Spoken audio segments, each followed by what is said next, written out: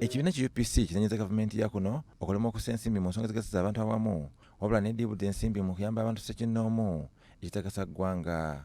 Mu bubaka bw'ekibiina obugalawo omwaka obuyanjuddwa kuli ekibiina ki UPC Gimakena ategeezezza nti ebintu ng'amasomero, enguudo n'amalwaliro tebifiiriddwako wadde okuweebwa enkizo ekissa obuweereza eri abantu. The people's health, education and livelihood programs must underpin all infrastructural development, which is now to the contrary when our roads are in poor shape with potholes developing here and there, bridges breaking down while some caving in, and is a major recipe for trade bottlenecks as well as safety concerns for the citizens.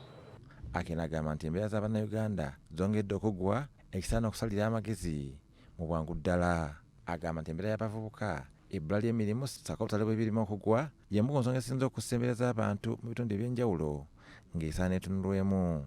Kyokka ono akuutidde bannakibiina okuteekera okulonda kw'ebyalo okubindabinda ssaako okwerekera akalulu ak'awama ka 2026 kubanga kasembedde. I must encourage members to continue mobilizing and to be on standby for the long-awaited LC1, LC2 and Women Council elections so that we are ready by the time the Independent Electoral Commission releases its roadmap. Omwaka ogujja UPC eteeka okulonda okumunda mu kibiina okufuna obukulembeze obujja era kirowoozebwa nti eno egenda okubeera entikko y'okulwanira obuyinza n'obukulembeze bw'ekibiina obuzze buyuga. We are finalizing the UPC national program, which includes streamlining our membership and renewal of party structures, thereby creating an opportunity for members to participate in framing the destiny of the party and country.